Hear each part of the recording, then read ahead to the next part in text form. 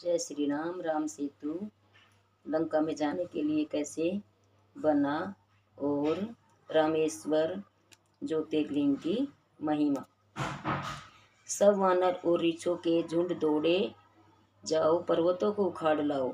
जामवंत की यह आज्ञा सुनकर रीछ वानर हु हा करके महाप्रतापी श्री राम जी की जय बोलते हुए चले।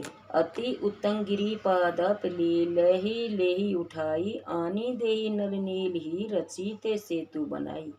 वे बड़े ऊंचे वृक्ष और पर्वतों को खेल ही में उठा लेते, लाकर नल नील को देते हैं और उन्हें भली भांति सुधार कर सेतु बांधते हैं।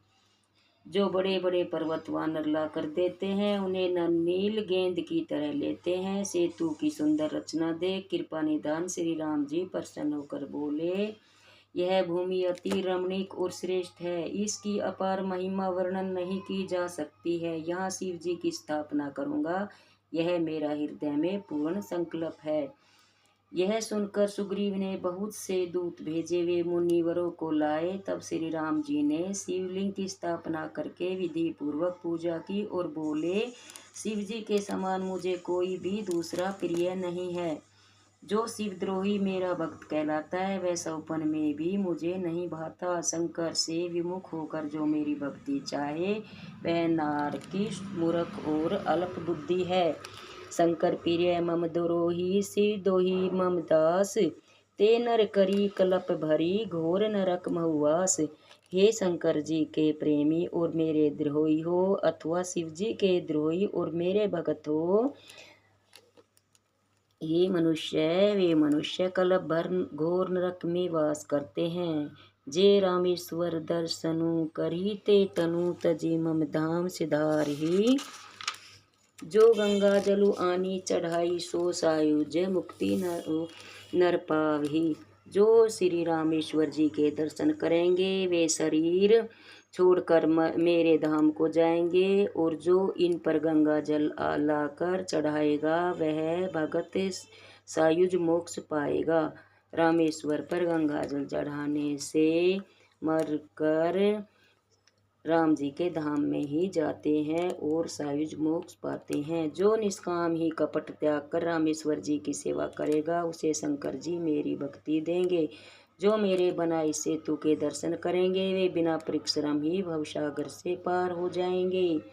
श्री राम जी के वह वचन सबके मन को प्रिय लगे। तब मुनिवर अपने अपने आश्रमों को चले गए। शिव जी कहते हैं, हे पार्वती, श्री राम जी की यह रीति है, शरणागत पर प्रीति करते हैं।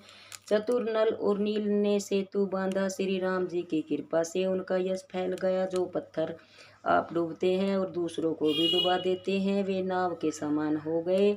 यह न समुद्र की महिमा कही गई है, न पत्थरों का गुण है, और न वानरों की करतूत है। श्री रघुवीर प्रताप ते सिंधु तरे पाषाण, ते मति मद जय राम तजी भजी जाई प्रभुआन।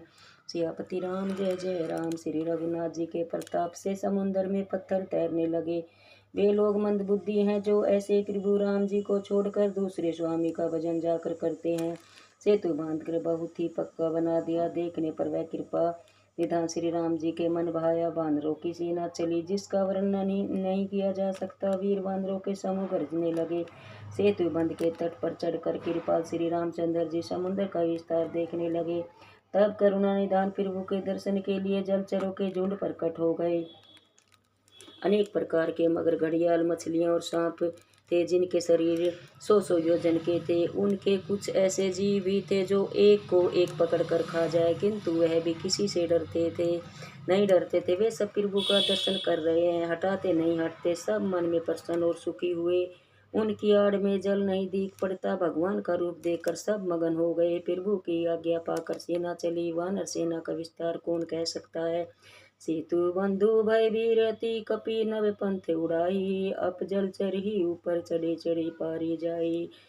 मंगल भवनिय मंगल हारी, जपौ सुदशरथ जल बिहारी। राम जय राम जय जय राम, जय राम जय सिया राम।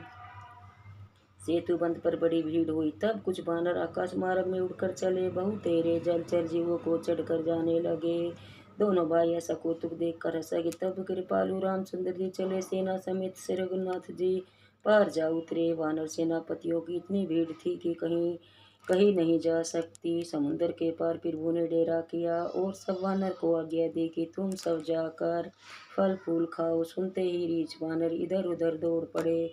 श्री राम जी के हित के लिए सब वृक्ष ऋतु का विचार छोड़कर फूल उठे। तब रीछ वानर मीठे मीठे फल खाकर वृक्षों को हिलाने लगे। पहाड़ों के शिखर उखाड़ कर लंका की ओर फेंकने लगे। घूमते हुए जहाँ कहीं राक्षसों को पाते तो सब घेर कर खूब नचाते। दांतों से उनके नाक कान काट लेते। फिर जब वह श्री रामचंद्र का शीश कहता तब जाने देते। सियापति राम जय जय राम, मेरे प्रभु राम जय जय राम।